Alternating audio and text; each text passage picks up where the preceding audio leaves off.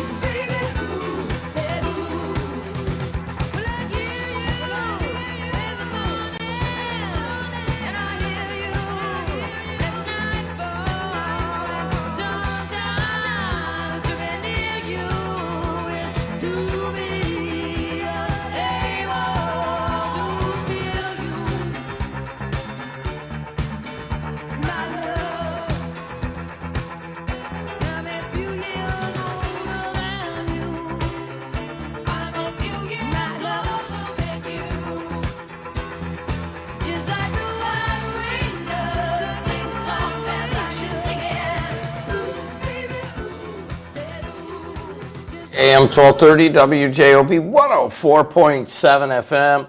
I'm Jim Dedelow, host of JED in the region, and hanging out with you on the radio stations that I own and the TV station that I own. Special night last night as we had the media day, and I had to clean up a little bit here. But thank you to all of the NCC schools, Hobart, Munster, and Drain, Hanover, Illiana. Everybody was here. And they all brought a couple of players, and they ate up all the Doc's barbecue. Way to go to Brent Brazier for supplying that. It was a big night. I was here for a little bit, and then they finally said, hey, you know what, we don't need you here, Jed. We're slowing it down, because all I wanted to do was talk to people. Hey, on traffic, 294 is moving along pretty well. And 80, it really is nothing on the roadways major. That seems to happen later. 294 around the city looks good. Bishop Ford and Ryan Skyway Toll Road. Beautiful day today, but it really heats up over the weekend. High of 84 today, plenty of sunshine. 64 right now along the Borman. It is 62 degrees at Electrician 697, and it is 63 degrees at Plumbers Local 210. Hey, let's talk to somebody that I haven't talked to in a while, and I haven't seen him in a while, but I see that he's now on the team of advertisers, and that is my cousin Ronnie Hedrick. Hedrick, how are you? I'm eating a bagel, and it went down the wrong tube. How you doing? I'm doing good, Jimmy. How are you? I'm doing fine. I got a Gwumpke that went down the wrong path all of a sudden there. I've been there, man.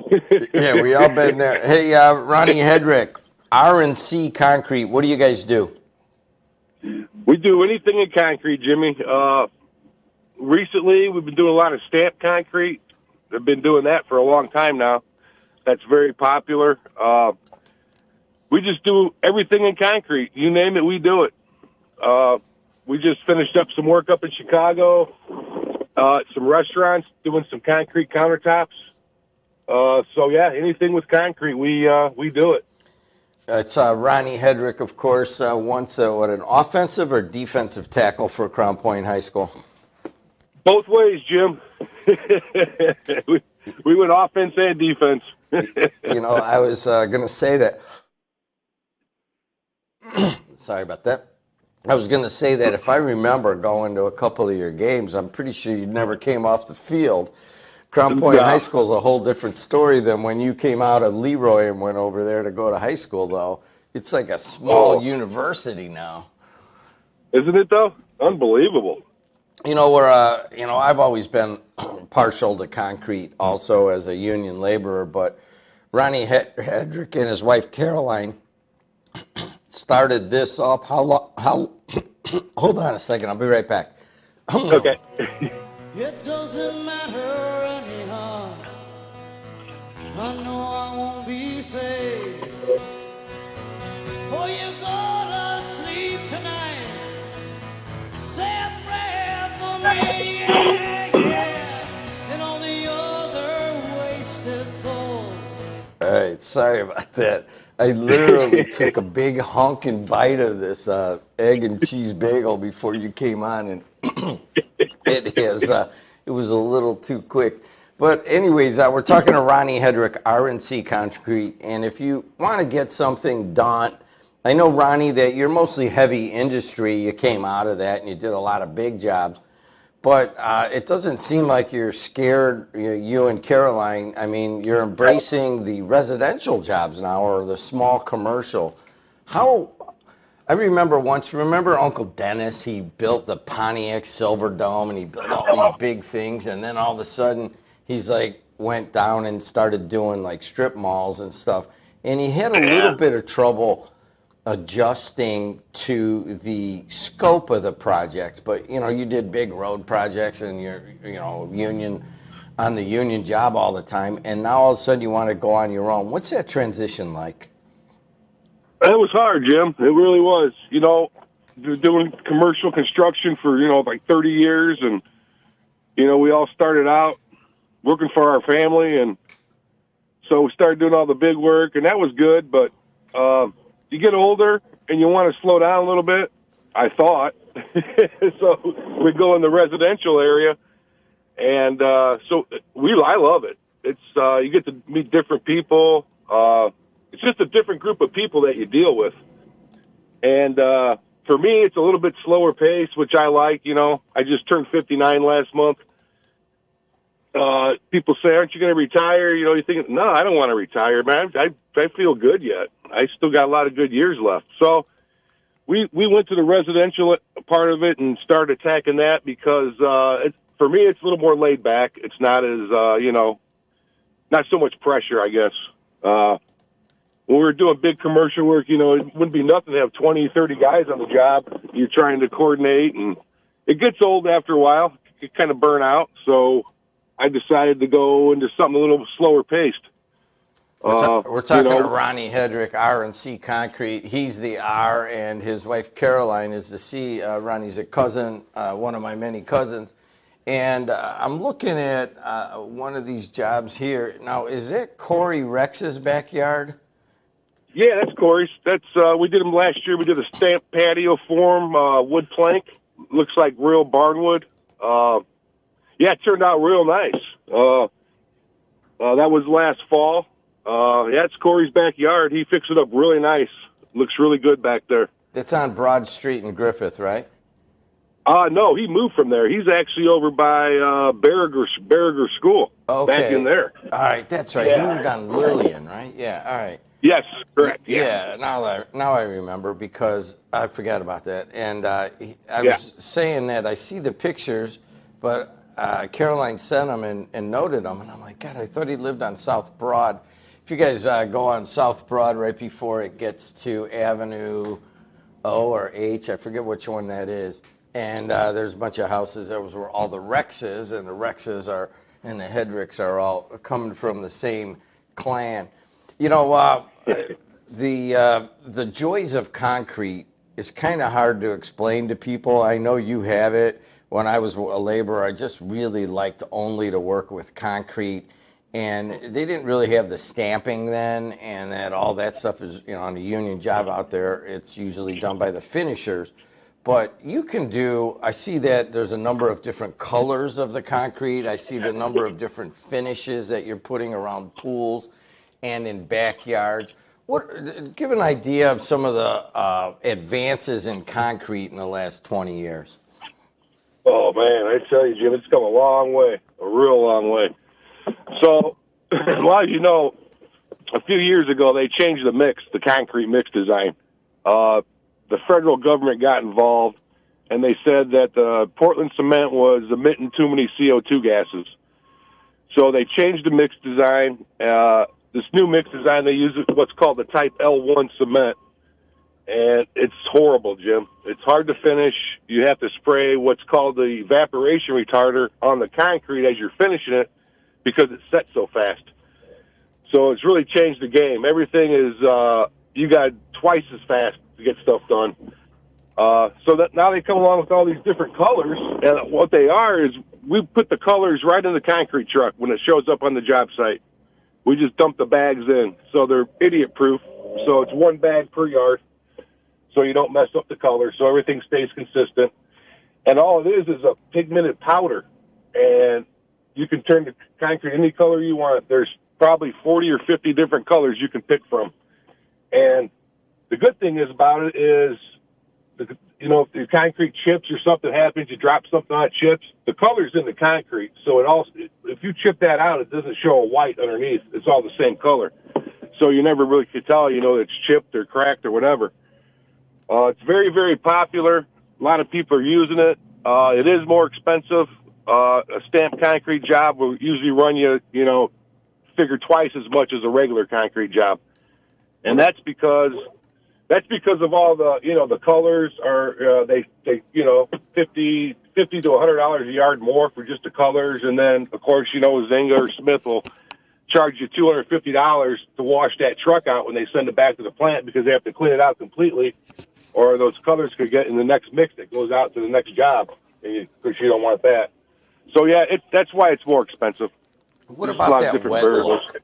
I know a lot of people have gone to the, like, it looks like it's wet and like it's got stain on it or whatever, but it's not. Is that hard to do? No. So what that wet look is, all that is an acrylic sealer. It's called the high sheen. And that's another thing that's changed in the last few years with the VOCs in it. The federal government came in there and cut those back.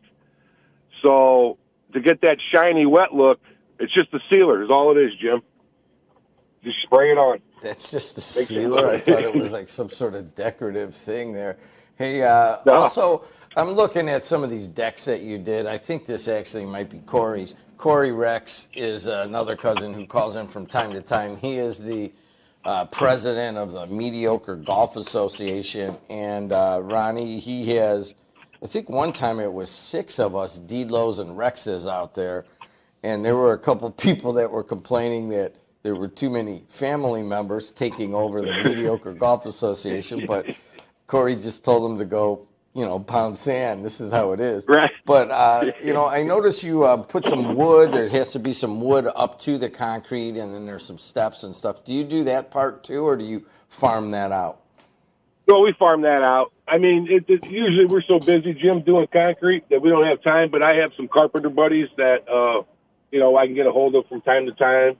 Or if we're not super busy, we'll do it ourselves. But, we try to concentrate my time and our time on pouring concrete. We do some crazy stuff that we shouldn't be doing. You know how it goes. When you're out there trying to make money. I know exactly how the Hedricks and the Dedelows and the Rexes operate on job sites, and it's all about get it done, and if you don't, you're going to get yelled at. There's very few things that are more entertaining than like a Dedelow and a Rex and a Hedrick arguing on a job site, so we'll leave it at that. Hey, we're talking to Ronnie Hedrick, RNC Concrete. And I know that there's other relatives listening that are going to have to advertise now that you set the mold here. That all my relatives' companies have to come in and start advertising on the sports. But I do appreciate it, Ronnie, to both you and Caroline. How do people get a hold of you? Okay, so they can call our office, get a hold of Caroline. Of course, area code 219-779-9370, and then that'll get Caroline, and then she'll set appointments up. And I actually trained her to do estimates, and she's been doing all the estimates for the last few years, and she does a great job, fantastic job. She gets more jobs, Jim, than I ever got. So Wait a second. She's doing the estimating? I thought that was your strong point. I have time. I'm in the field every day, so my time is there's not much time left to do much. So she does that, and she does, all the office work, administrative work, and she's just phenomenal. I mean, I couldn't do it without her. She's 100% without her. I can't do this at all. All right, So I'll just put it out there. If you're thinking of some concrete work in and around the house, or maybe a smaller commercial job, RNC Concrete, and so a lot of times I think what happens, Ronnie, is that people want to get something done, and they don't know who to go to because, they're like, man, I don't know what the price should be, and I don't know, what the length it should take and what it should look like. So, you've been in it, you and Caroline have been in it, you're family owned, and I got to believe that you just basically rest on your reputation. Absolutely. Yep, absolutely, Jim. Been doing it. Believe it or not, it's almost 40 years I've been doing concrete. Can you believe that? So, yeah. No, I cannot believe that, because if he doesn't realize this, but this is little Ronnie Hedrick and his dad, Bob Hedrick, who went over to Calumet High School, was one of my favorite guys in the world, but I'll always remember you as little Ronnie Hedrick, and then all of a sudden you're going 2 ways on the line for Crown Point, and I can't beat on you anymore, so it's hard to believe. RNC Concrete, give them a call if you want to get any concrete done. All right, man, we'll talk to you again. Thanks a lot, Ronnie. Okay, Jim. Take care, man. Talk to you. Bye. See ya. All right, guys, there it See is. I know it sounded kind of odd, but when I was a laborer, I just loved the flow of concrete and the different viscous natures, like when it would get really cold. they'd make it thicker, or is it thinner? No, thicker. And they would put some sort of a thing that wouldn't let some sort of chemical in it so that it wouldn't set right away, so you could still stick what's known as a vibrator into the concrete, and that you could move it around and you could get it to the thickness that you want, and make sure that it covers all the corners of let's say a pad or a wall. And if it's a wall, you've got the forms on both sides, and then you stick the vibrator in there to make sure the concrete goes everywhere. If it's too cold, and you probably shouldn't be pouring concrete anyways, but if you're a Rex or a Dedelow or a Hedrick, don't worry about it, we'll get it. But the nature of the concrete always has to come out different. But now they have I never dealt with putting dye into the concrete, or I never really, I think covering it with some sort of sheen. I think I remember doing that. But the things you can do with concrete now, more and more, like I play golf at some of these country club-ish, and I'm getting out, and believe me, I'm not into elitist golf, but sometimes I will get out and get put on some outings or a foursome or whatever, and then I tend to look at all these beautiful patios and what used to be wood, and people would come out and build a wood patio, and there's certainly been some advancements in that. Now becomes this beautiful concrete, and I think part of it is the ability to get the different colors and the different sheen on it and that kind of thing, but it just lasts so much longer. It's just so much more beautiful than a wood anything. But anyways, all right, I'll be right back. Got plenty to get to on the voice and face of the region. You run up and join the circus. Yeah, you just let that pony ride. Tearing through the cotton fields and bus shelters. On the south running helter-skelter. Down to the Mississippi Delta. With no place to call your own. Mixing up drinks with mixed feelings. All along the pain was peeling. Down to an Indian blanket on a pony. With no rider in the flesh and bone. Looking for his Buffalo River home.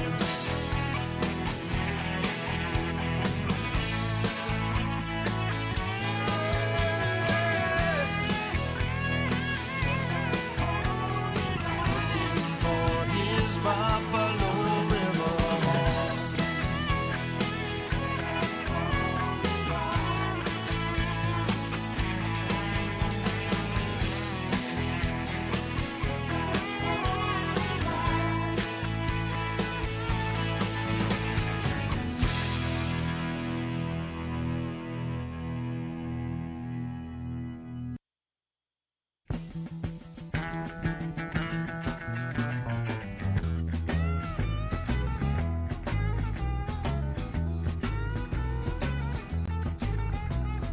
Trucking, got my chips cashed in. Keep trucking, like the Doodah Man. Together, more or less in line. Just keep trucking on, on, on.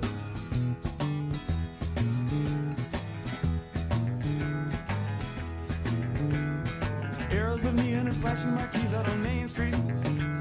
Chicago, New York, Detroit, and it's all on the same street. A typical city involved in a typical daydream. Hang it up and see what tomorrow brings. Dallas, got a soft machine. Houston, too close to New Orleans. New York, got the ways and means and just won't let you be.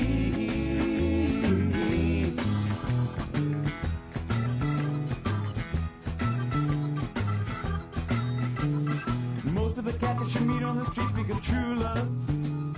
Most of the time they're sitting and crying at home.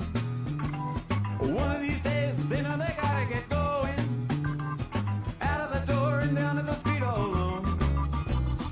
chucking like the doodah man once told me. You got to play your hand. Sometimes the cards ain't worth a dime if you don't lay 'em down.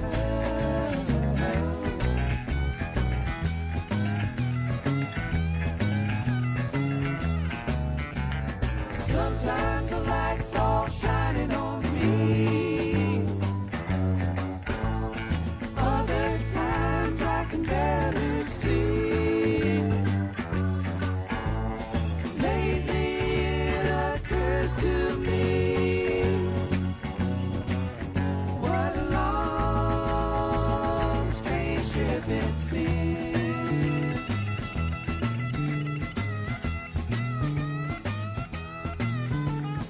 What in the world ever became of Sweet Jane? She lost her sparkle, you know she isn't the same. Living on Reds, vitamin C, and cocaine. All a friend can say is ain't it a shame? Wow, what a great song, man. Chuckin' by the Grateful Dead. That's from Skeletons in the Closet, I believe, right? It's the best of. How is everybody, by the way? I have been out. I went to Indianapolis. I'll talk a little bit about that situation. A horrible murder on a drug deal gone bad in Hobart. We'll talk a little bit about that.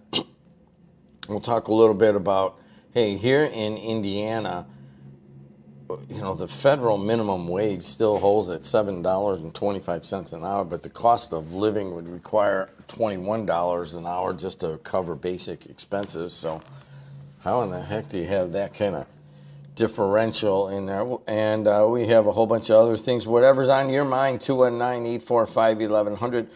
I know that MX wanted to talk a little bit about income tax possibly coming to Hammond. And that is probably a common occurrence across many towns, is you don't realize the budget constraints, perhaps, that you're going to have some of these towns and school districts that are going through. But anyways, let's talk a little bit about traffic. 294 around the city looks pretty good. 80 going east and west looks good. Bishop Ford, Dan Ryan, Skyway Toll Road, Borman, I-65, US 30. They're all moving along pretty well. In terms of the weather, high of 84 today, plenty of sunshine. I rode my bike all over the place, including to work last night. We had the Northwest Crossroads Conference Football Media Day here in conjunction with the Times and Prep Sports USA. We had all sorts of people here. And then eventually my guys asked me to leave because I was slowing down the process, because I was talking to all the coaches and everybody. And then I think every team is scheduled on a 15-minute increment, and then maybe one break in there. So it takes about 2.5 hours to get through it. And if I'm sitting there talking to people and they're not, you know, it's just, hey, man, it's just like when Kuziak and I do a basketball game. It's like, all right, I'm putting the mic down at halftime, and the little intern, whoever's there, has to take the time and just talk at halftime, and then Kuziak and I'll be back after we talk to everybody and go into the media room and slap some backs and say, hey, what's happening? And Kuziak will do that ridiculous 7-motion handshake that everybody from East Chicago does, and I'll do the one-motion handshake. It's like shake your hand, look you in the eye, and then that's it. But if you're from EC, you got to go, hey, man, get your hands off of me, by the way. High of 84 today, plenty of sunshine. And then tomorrow, high of 92, hot with sun and areas of high clouds. And then Saturday, hot with periods of sun and a high of 96. I don't want to go too deep into handshakes, but I just had my cousin Ronnie Hedrick on, and he has been in the unions and runs massive construction projects, and he went on his own, man. And the first thing one of the things that he's done is his wife Caroline has directed him to spend some money here if you want to join Ronnie Hedrick. And doing so, especially for the sports that are coming up, now's the time. We're hitting it. I will make an announcement that it was a rather sad moment of our a woman named Sue Medved who worked for the Post-Tribune for 29 and a half years, kind of kept it going at some point, and she was running the marketing there, and we were trying to figure out, well, how do we do this? And all we know how to do is build a sports network. I mean, how do you go out and show it to companies and stuff? And we don't even know how to do that. And we're like, well, then I think the day that Sue no longer worked at the Post-Tribune, I don't know what happened there, but we hired her the next day. So Sue will come out, I'll come out. We got another guy. Remember Hunter Lorencic of the Bishop Knoll Warriors? He was a guard there, it seemed like forever, on the basketball team. Either he'll come out, and we got a guy named Jaime Velasquez, and even our own Joe Cimino here and AJ Preboy, the quarterback crew, are also learning how to monetize what we're doing. It's a pretty good moment to get involved. There's this thing called the halo effect. You know what that is? You're watching a game, like say you're watching a Cubs game, and they have like all sorts of different car commercials, it seems. And then they'll have a Geico commercial, and then they'll have a Wendy's commercial. And then you see what these people spend to be on these games. And you're wondering, like, man, that just seems like a lot of money. And what I learned on Tuesday when I went down to Indianapolis is what they had all sorts of people from the LIV tournament, including, I think, the COO and a whole bunch of other people. And there was some other brands there, and they talked about what's known as the sports halo effect, that when you put your ad on a sports game, that it transfers to, the brand. People are all excited about Hobart football, and then all of a sudden they see an ad for Strachan Van Til or Tech Federal Credit Union, and they're like, they transfer that good feeling about the brand to the ad. I didn't really understand that until I went down there and spent some time at LIV tournament, which goes, I think it gets going tomorrow. And the LIV golf tournament it's kind of a challenge to the PGA, and it really rose, and they do things a lot differently. One of the things is that I went to Chatham Hills, and we had a conference there that I was so honored to be invited to, and it was a sports tech conference, which we are a sports tech company, and we apply that tech to getting, our main mission is simply just get local athletes on TV, and then part of that is also to get money for the schools and to give local businesses a place to tell their story. So it all kind of works together, but mostly we want to get the kids on the TV, and we want to try to make it free as long as possible, and that's why we turn to the businesses. But the halo effect is what drives all of that, and I didn't even really know that. I'm like, well, I just know that it costs a certain amount. And they're like, no, there's actually a reason why that people pay double, triple sometimes the normal cost per thousand to be on sports. And that is the halo effect. I'm like, oh, good. I could walk around. It's kind of odd for a guy like me that's lived such a sordid life at the Board of Trade and other less than virtuous locations. And now here I am talking about the halo effect. But I went down there, and I got to tell you that I know they had a LIV event here in Chicago, and it was all right, I guess. And then they went to Indianapolis, and the red carpet was rolled out. It's a beautiful facility. They built all these massive structures that are temporary, and they're selling, the whole Indianapolis community has gotten behind this LIV golf tournament and rolled out the red carpet for Bryson DeChambeau and Bubba Watson, Sergio Garcia, John Rahm. All those people were walking in and out of our innovation conference, and that was kind of cool to see them. Some of the people were talking to them. I talked to a few golfers, but I don't even know who they were. All I know is they were on the tour. And what they do is they take 54 golfers and they throw them out on the course, and then they all start at the same time in a shotgun start. And the whole tournament, the whole day lasts about 4.5 hours to play the whole round versus, sometimes 10 or even 11 hours, depending on how many people are playing. And then they have this massive kids' place on the course where they have bouncy houses and places where you can, obstacle courses. They have places to climb. And it's right by the 18th tee, and I guess you would never have that on a PGA Tour event because the kids might yell or something while the guy's teeing off, and they just got to get used to it.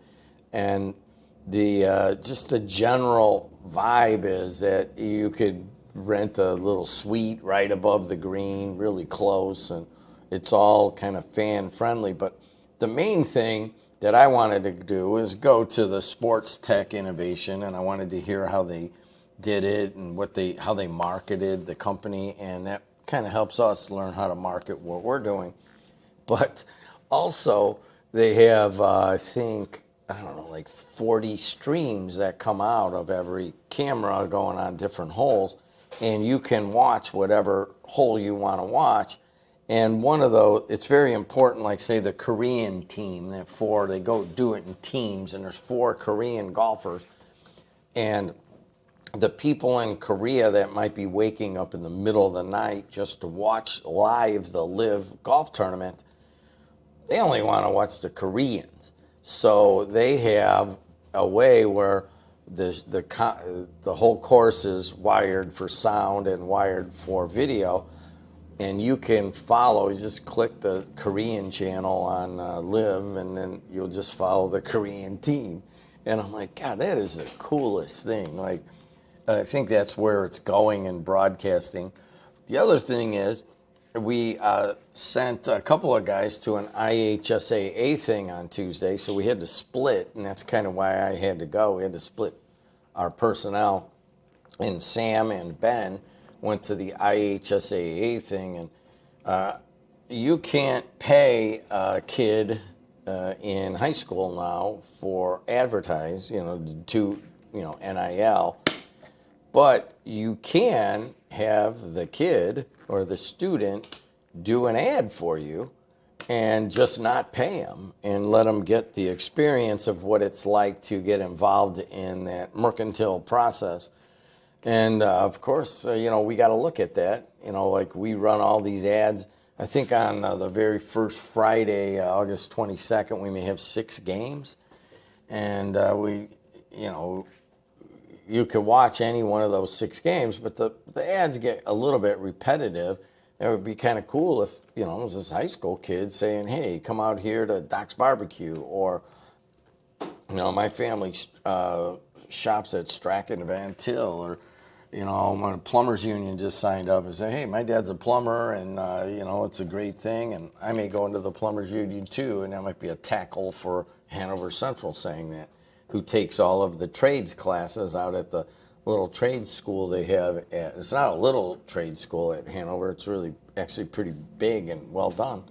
But there's so many things that are happening so quickly that we have to go to those, and I apologize for not being here Monday. I want to talk about some things that are going on. We got Rob Aguirre, right? Mm-hmm. He's just walking in. Is he really? Mm-hmm. Wait a second. He's supposed to be here at 7, so he should be walking in at like 7:07, don't you think? Hey, Rob, why are you here early? What's wrong with you? Oh, he's got a new job coming. He's got to start practicing, right? Did you think you were going to come in here and not get made fun of? Come on, man. Listen, we are so proud of Rob, and I'll make that or he'll make that announcement when he comes on at 7:05. Let me take a couple phone calls. Hey, you're on the air. How are you? Hey, morning, Jim. What's happening? How you doing? I'm doing all right. How'd you like all that talk about concrete with Ronnie Hedrick? Yeah, look, I think that would be fun, just stomping around in concrete all day, I have, as you well know, I have always loved concrete, and I was actually pretty good at it. And it's almost like an art rather than a science. you got to know how much concrete, how thick the pad needs to be. You got to know how much water. Sometimes when it comes out and it's not quite watered down enough, is usually they kind of send it out thick. Sometimes you got to throw your own water in there. But if you get good at it, man, you can really do a lot of cool things with it. Yeah, yeah. Yeah, we would work with concrete too, and we would, have to dig up like basements or whatever and patch it up and all that. Anyways, the reason I'm calling is, tonight's that night out at the movies. Is it really? It is. 6 o'clock. All right. So what is the movie they're showing this year?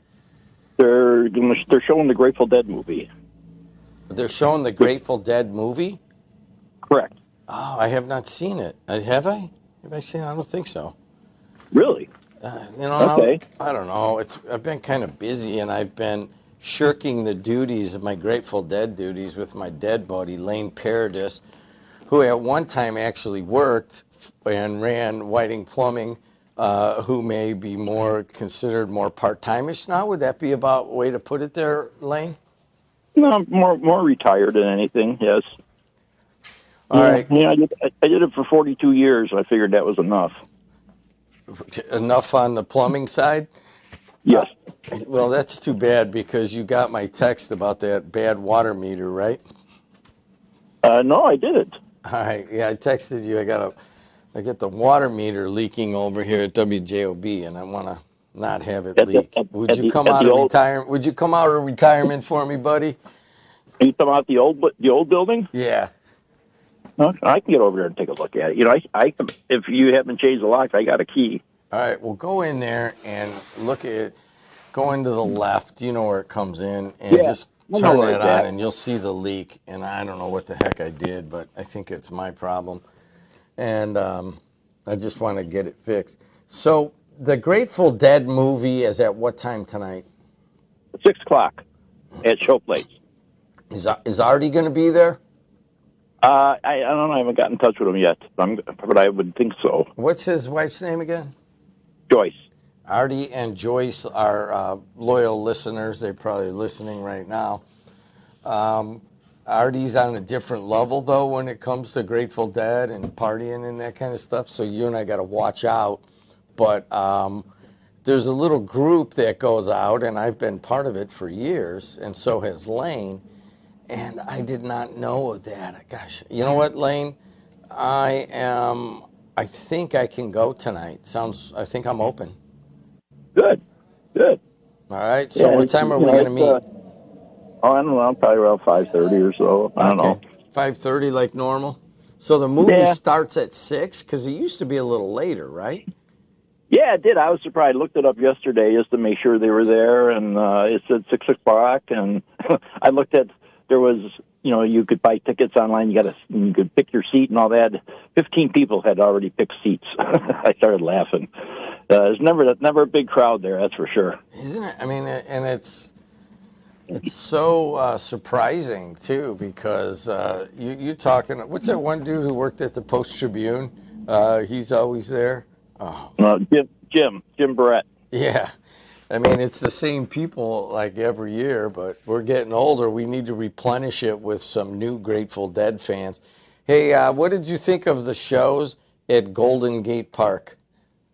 I listened to a little bit of it. I guess it was okay. It's okay. It's Dead and Company. It's not the old Grateful Dead, obviously, but I've always said I think John Mayer has been the best guitar player since Jerry died that they've used. It was okay. It was okay. So I was the same way. I watched some of it, and I was like, I don't get the magic, and I think that the magic anymore is not Bob Weir or Phil Lesh. The magic is John Mayer, and he really put his heart and soul into the Grateful Dead music. And then they brought in Trey Anastasio. Did you see that? Oh, yeah. Well, he played with them when they did the Fare Thee Well shows in Chicago. Yes, and Trey was the one who opened that with the Fare Thee Wells. I don't know, what was that, 15 or 16 or 17, something like that? I think it was the Sunday night show. His band opened up. Not Fish. it was actually his band. Oh, really? So I saw. He did like what Jerry did. Jerry had the Grateful Dead, and he also had the Jerry Garcia band. Yeah. And so Trey's band, not Fish, opened up for Dead and Company. And I saw them. I think the highlight of that was that Trey came out and did Fire on the Mountain, and he and John Mayer went back and forth on the lead for Fire on the Mountain, and that was pretty high-level stuff, especially since Bobby kind of got out of the way and let those two go.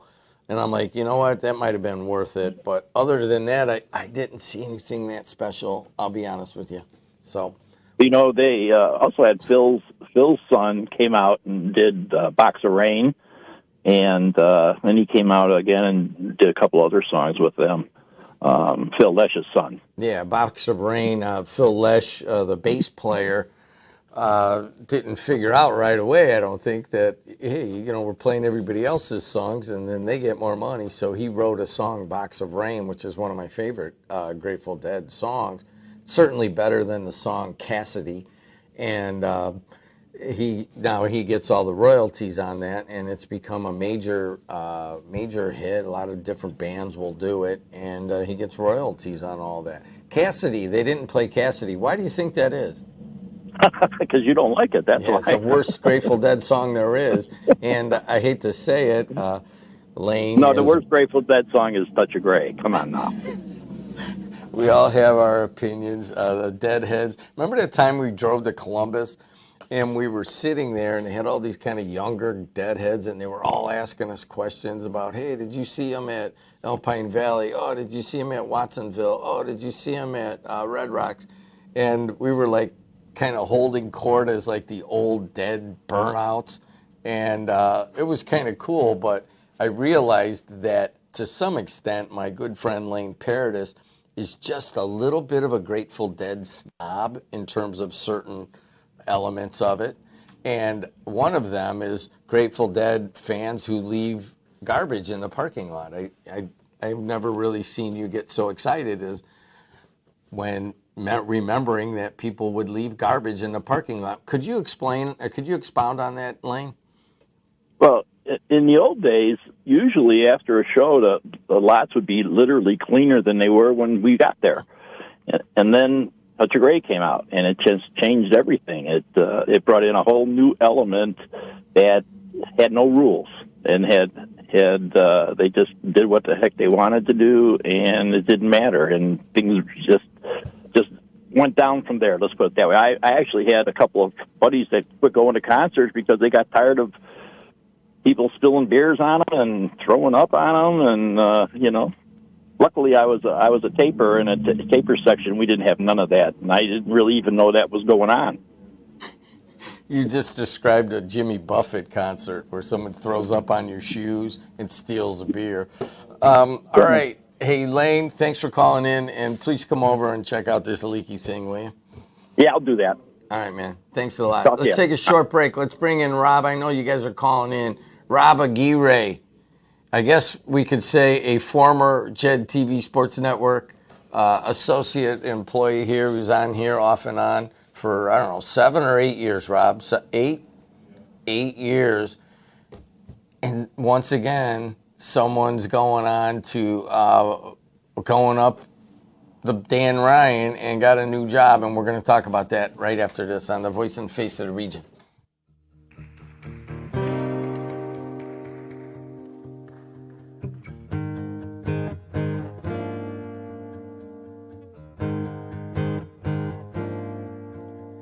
Was a ruby that she wore on a chain around her neck, in the shape of a heart, in the shape of a heart. It was a time I won't forget, for the sorrow and regret, and the shape of a heart,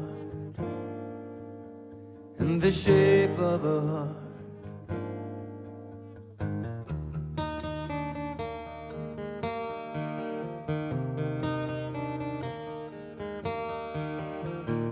I guess I never knew what she was talking about. I guess I never knew what she was living without. When people speak of love, don't know what they're thinking of. Wait around for the one who fits just like a glove. Speak in terms of belief and belonging, and try to fit some word to the longing.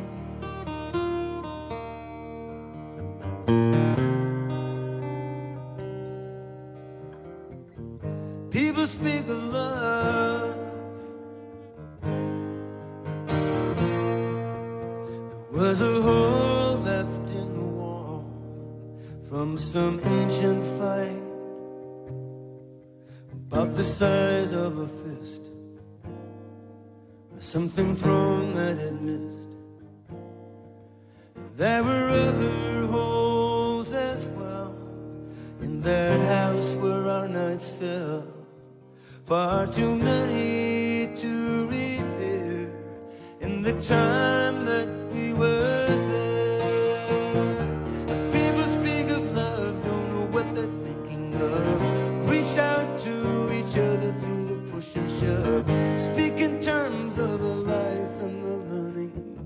Try to think of a word for the burning.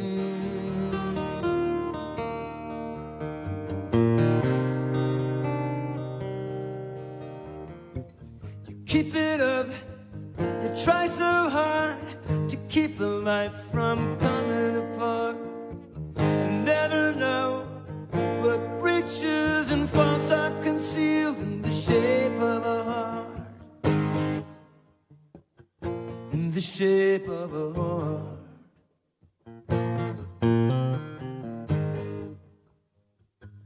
In the shape of a heart.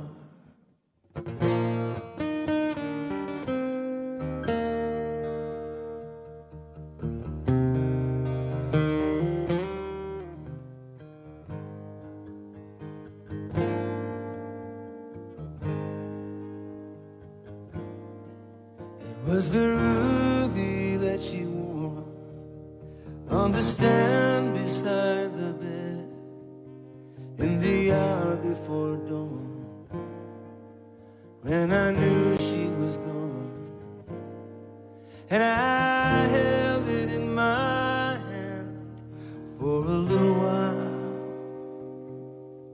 and dropped it into the wall. I let it go and heard it fall.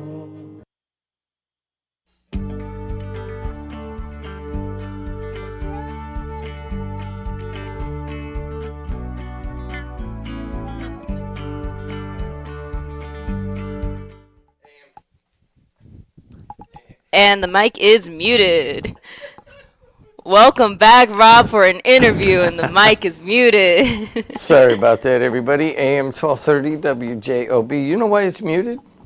Because I have taken the advice of the second best producer here. No, actually, probably one of the best now that you're leaving. And I took your and Sonny's crown. There we go. There we go. There it is. And I turn the mic off when I go to the washroom because... I thought you were going to say because the lady yelled at you in the grocery store about that. Plenty of times people have yelled at me. And if I start talking while I'm going to the bathroom, there is a certain, like, a echo to the porcelain urinal. And I'm like, you know what? I think that's just a little... I don't mind eating a sandwich on the air, but peeing at the urinal while I'm live is probably not a good idea. You can't talk yet until we introduce you yet. Hey, let's take a look at traffic. 294 around the city looks pretty good. 80 going east. Oh, wait, 294 has an accident. 2 right lanes blocked right before Kedzie. It just happened. And it's backing things up. So if you're going up to O'Hare, man, know that right off of, going directly west and you turn north, that it's bad. And we'll see how far that backs up, but it is an accident that just happened. And it will actually affect you going to Midway, too. So we'll keep an eye on that. But if you want to go out to Joliet, you're fine. Even if you want to go downtown, it's lighter than normal on the Bishop Ford and the Dan Ryan Skyway, Klein Avenue Bridge, Borman, I-65. They're all moving along well. And Adriana Alvarez with the weather. Currently, right now, at the Track and Van Til Studios, it is 69 degrees. Today, we are seeing highs of 84 degrees and lows of 66, mostly sunny and pleasant. Friday into Saturday, we're looking at high 90s with lows of 70 degrees, hot and sun with some areas of clouds. But be careful moving into this weekend as it does heat up with humidity and with high UV ray index. So be sure to stay hydrated this weekend. And Barstool Sports is a digital media company known for its sports and pop culture content, founded by Dave Portnoy in 2003. I think it started as a little print publication, and now they're across web, apps, podcasts, social media. They have a large, engaged audience, and particularly amongst young men. It's known for its unique and often irrelevant and unfiltered voice in sports entertainment. They're also known for their technological advancements and for their beautiful studios, and they have them across America. I think they're based out of New York, but they have a big Chicago presence also. And one of our own is going to be going up to Dan Ryan on a regular basis, and that is Rob Aguirre. Rob, congratulations, my friend. Thank you. I really appreciate it. It's, I'm very excited to get started over there. It's been a long road to get to this point, but now it's kind of full circle for me. This is Barstool in particular is the company that inspired me to pursue this field. So now getting into that specific company, I couldn't be happier. Barstool is known for its irreverence, and for, Portnoy can be pretty controversial, but they have brought an edge to sports that attracts me. I watch the shows and I listen to the podcasts when I go to bed and all that kind of stuff. But it's a growing company, and especially in the last 5 years, they've really grown substantially. You're going to come in, I guess, more on the production side and the back office stuff. And so what is the kind of stuff that you're going to be doing for them?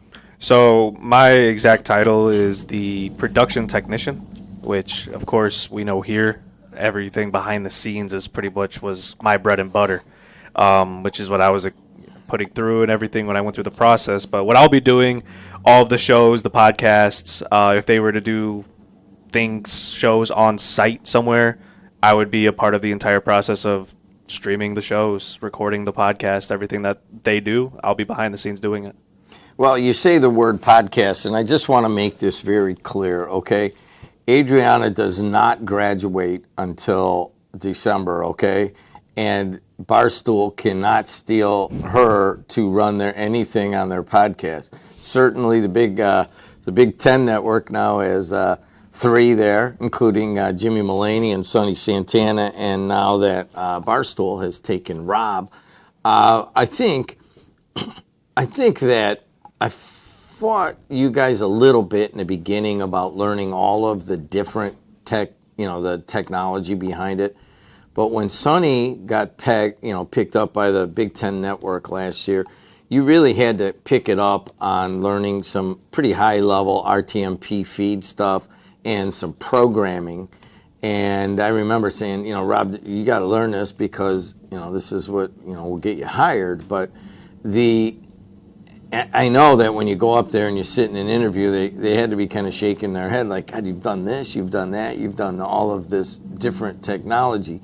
So I guess I'm looking for an endorsement of that, because a lot of people come in here. Joe Cimino's in here, and I'm like, Cimino, all you got to do is you got to learn all of this little technology, all these little bitty things. He wants to go into sports broadcasting and be on the air, and I'm like, listen, you learn the tech, you'll get in a room.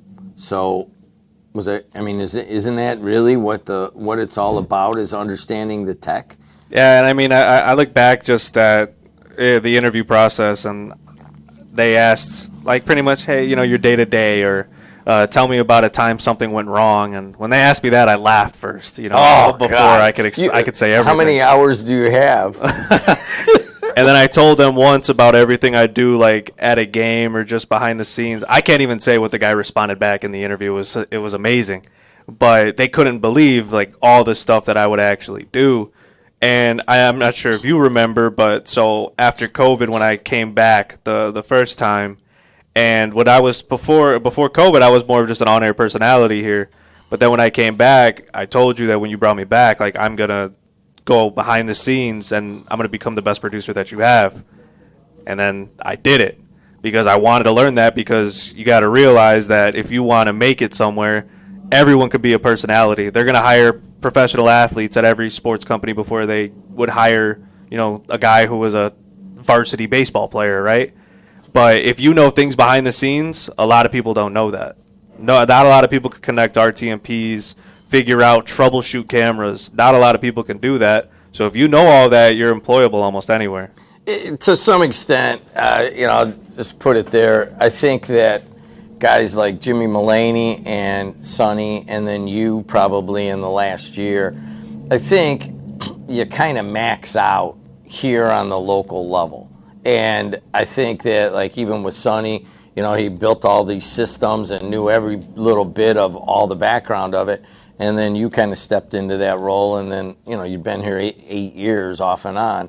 And it is a good path to, work for Chicago. But I'll be straight with you guys. I don't mind Big Ten and Barstool kind of, taking these guys up there. But what they think is like, all right, well, we've trained them and got them, so they don't have to train you and everything.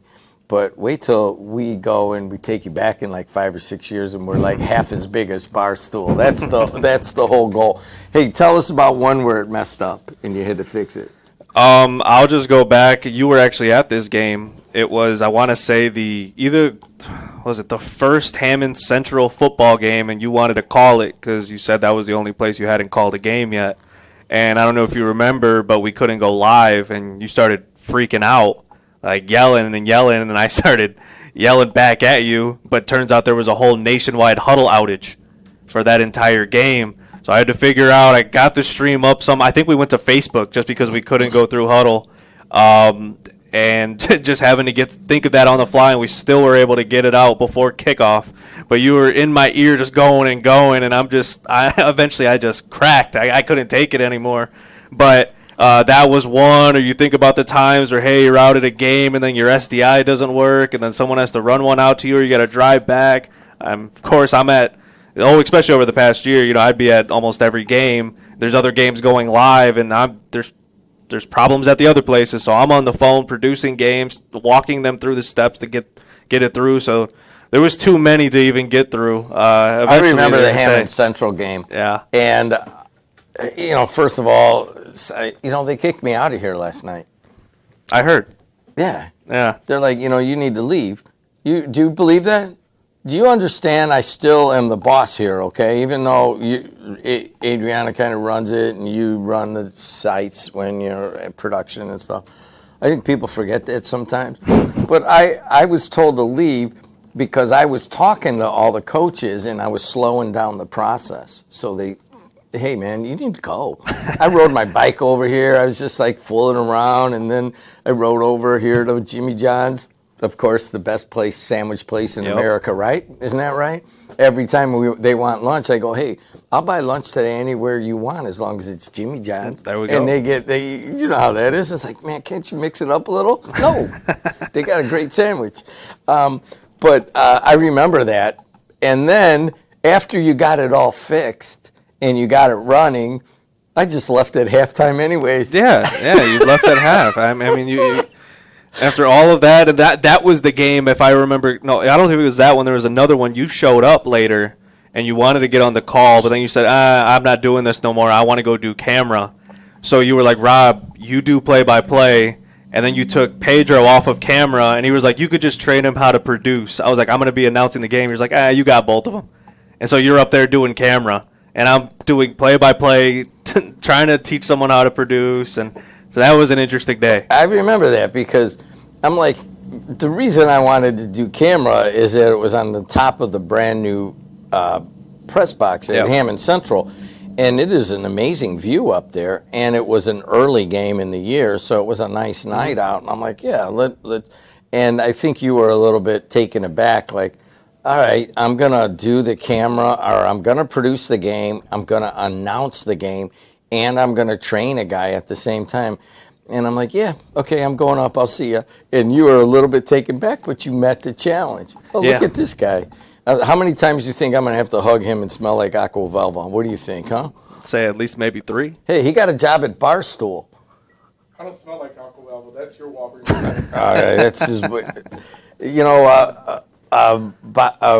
Rob, Talk no more. I can't talk anymore. You know what happens is, you know how this is. I've been doing it a long time. I just want to start ripping on people that I know well. Like, you're coming on. It's a big moment. You're going to Barstool. I definitely want to rip on you, but, you know, my wife's like, dude, you can't rip on everybody. You know, it doesn't work. You know, sometimes it hurts their feelings. And Adrian Santos right there, he looks like such a badass. He gets his feelings hurt so easily, man. It's crazy. But anyways, you know, the state of sports right now, it has just grown so fast, so quickly at the pro and the large college level. People don't realize it. What's going to happen now that everybody's getting paid right now, and you have been. I think that is probably, now you're in the room on the technology side. One day they're going to put you on the air and you will answer the bell because you've done so many hours of it here. But does it ever scare you, the amount of how much money and how much advancement has come into sports, and how college has become more of a business than an actual college, give it for the Gipper kind of thing? I think on the college side, it's different, obviously, from the way that we saw it growing up, or just it's fully just a business. I believe I saw there was a booster from Kansas in the past day or two gave $400 million to the school. You know, they know what that means. Go get me a national title. That's all that means. So you could pretty much just buy your way. It's almost, if you look at it like European soccer, right? You could just go out and buy players if you have the budget for it. That's why those smaller teams are never going to be able to go up and go up, go up. So you're never going to see a mid-major be able to take those deep runs anymore, unless they get very lucky and have those 4- or 5th-year guys. So I think it's definitely totally different. I wonder what it's going to eventually get to, if it could cap. If they're eventually going to hit, like, hey, this is your cap. But who knows? But on the professional side, I mean, it can't be any better. I think right now, because I start next week. It's the best time to be able to start. Football season's in 2 weeks. And we know how Barstool is when it comes to football season. You listen to Pardon My Take. Of course, and I'm a big fan of Big Cat. So being able to work hand in hand with him and just all his takes that he has, I'm very excited to just be able to see that firsthand, or even all the Chicago side, the guys, the athletes, the coaches, just big-time people that would be able to walk in the office that I'll be able to meet and introduce myself to. Like, I'm really looking forward to that. You know, Jimmy Mulaney and Sonny Santana have been here in the last decade, and then they went up to Big Ten, and now you're going to Barstool.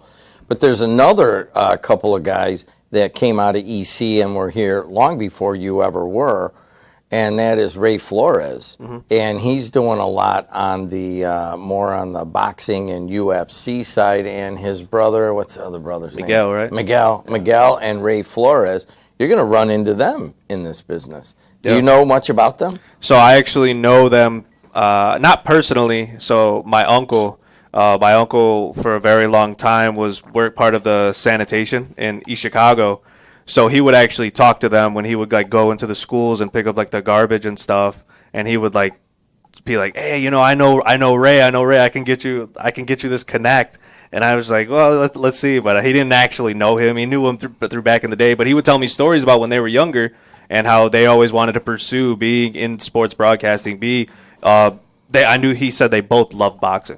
That was the big thing that he learned from them when they were at a younger age. And I get Miguel and Ray mixed up. Maybe Adrian Santos can help us out there. But the Flores brothers, one's more UFC and one's more boxing. But you would see them once in a while on Pardon My Take and some of these massive shows, because they were so into that part of it. I think Miguel now is a kind of a really rising real estate developer here in Chicago, and that's kind of his side gig or whatever. Mm-hmm. But one time early on, I think Ray was already ESPN and had moved on to, national prominence. And Miguel was announcing the games for us, and he had been following the basketball. So Ray and Miguel did a semi-state basketball game on the radio together, and even Alexis and I listened to it, and it was just amazing. But I think they both talk about that being a kind of a highlight for them to be able to work together. They very rarely work together now. Yeah, you never see them together. When you're a ring announcer, you do everything by yourself. Exactly. I haven't seen them to work together ever, maybe since that semi-state game, and I forget what it was. It might have even been Bishop Knoll. Mm-hmm. And I don't know where Miguel went. Did he go to BNI? Or did he go to EC? I think they both went to EC. Yeah, they both went to EC. So we're talking to Rob Aguirre. Look at this guy. He can't say EC without him going to EC, dude. And but we're talking to Rob Aguirre. He's going up to Barstool Sports. He's been off and on here for 8 years. We would be remiss if we did not mention in this history here, at this time last year, everything was going fine. We had a full setup of people going into the fall season. And then Sonny got the job at Big Ten Network. And we had Pedro was getting ready to take his place. And in a tragic accident, both Pedro and Tati got in an accident and were killed on Route 10, I believe, in, I don't know if that was Newton County or whatever. And it was just a horrific moment here as Adriana grew up with Pedro around the house. And certainly Rob knew Pedro well. That was a tough time, Rob. Yeah, it was very tough. Coming up on a year, actually, the next week. Coming up on a year, it doesn't feel like it. Every day you kind of you like to say that time heals wounds, but sometimes it doesn't. You still think like I'm gonna get that call or I'm gonna get that text from my guy, but it's hard. But he's missed all the time. She's very missed, and you just keep your thoughts and your prayers with them continuously, with their family. It's I saw that earlier. At the end of the school year, what their parents did at Bishop Knoll, putting those scholarships together for what they pursued in college to give $1,000. I think it was like $1,000 or something. Yeah, can you put the mic on real quick? And Adriana, of course, went through all of that. I think you guys had to grow up a little bit in a very short period of time because it was a major grief moment here for all of us. But we still had to put the show on. And we had to wake up the next day and go do football games. Remember, I think we were going to a football game and we went to his wake. Yeah, that was the week. I ended up putting that a video together for him to honor him, honor Tatiana. We did the halftime because remember the week before it was actually Bridges. So we did two back-to-back halftime shows to honor all three of them.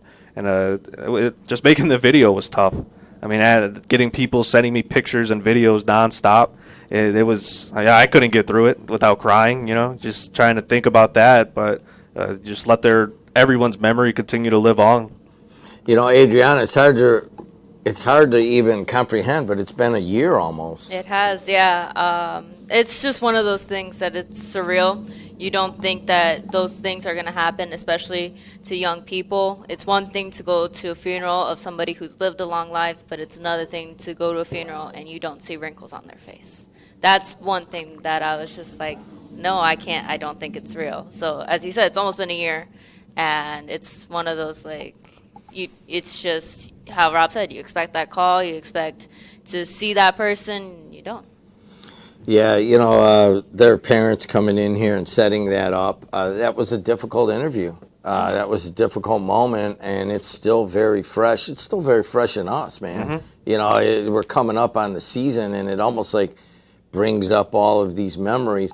And not only that, there's this one dude that I go over here to one of the restaurants, and he looks just like Pedro.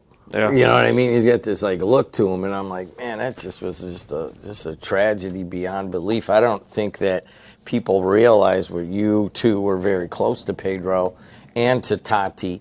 How much you had to kind of grow up in a little bit there, because going to a wake and then going to do a football game, you know, and there were a lot of tears at the wake, and it's like, all right, I hate to say this, but let's go. Yeah. And we had to split up and go to like 4 different sites, and you got to put that in compartmentalize that grief for a little while. But I know that Tati and Pedro's parents are listening and family members.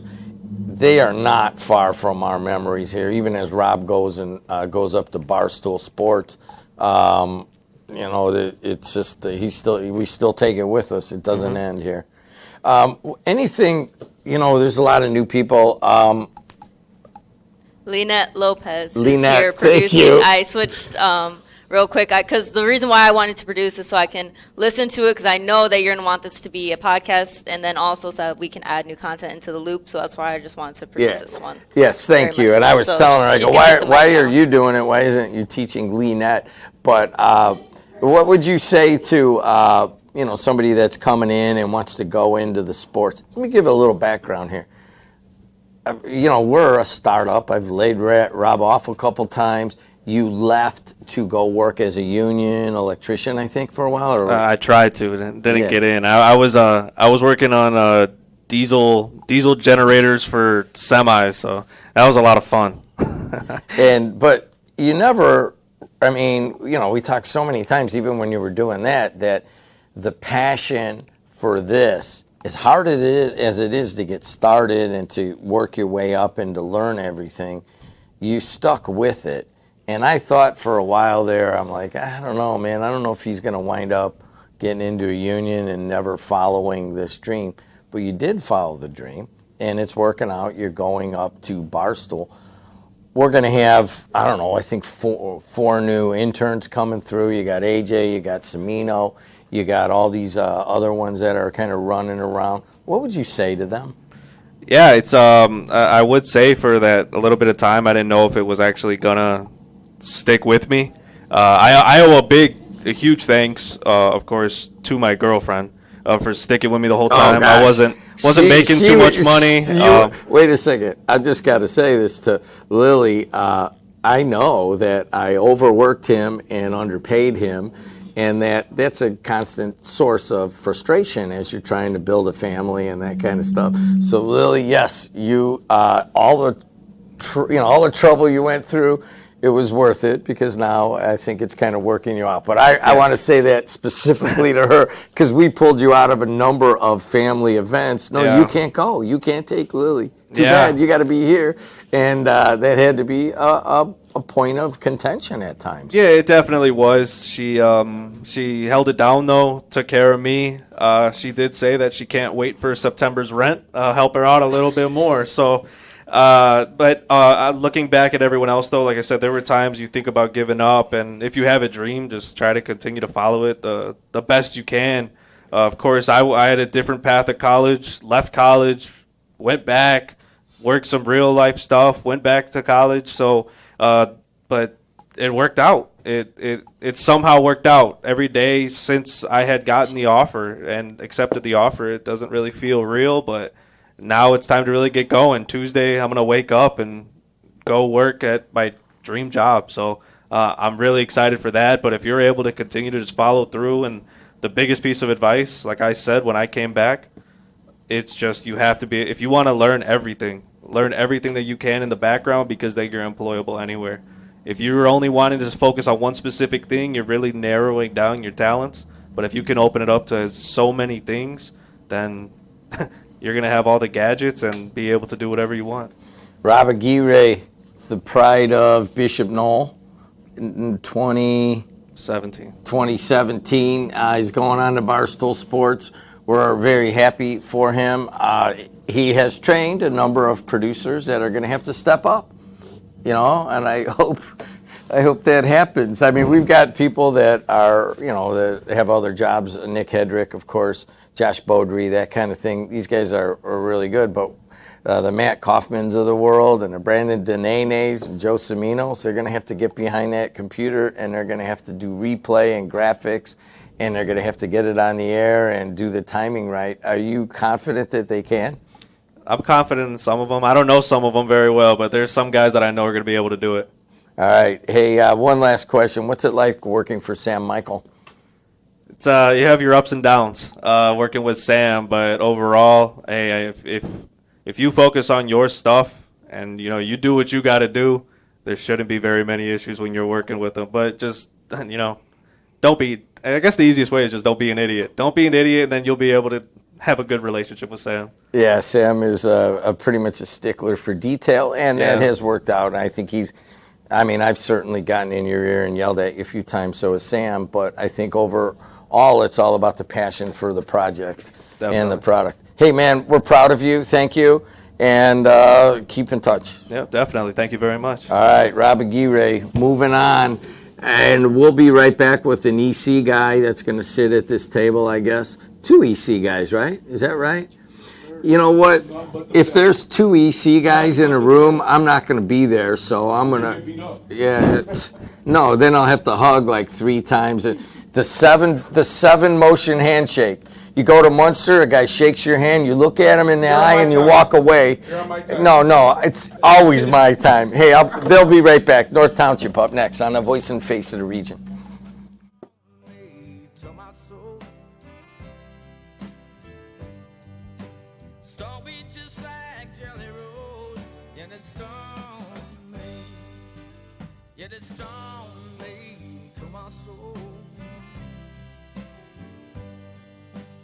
Don't be just like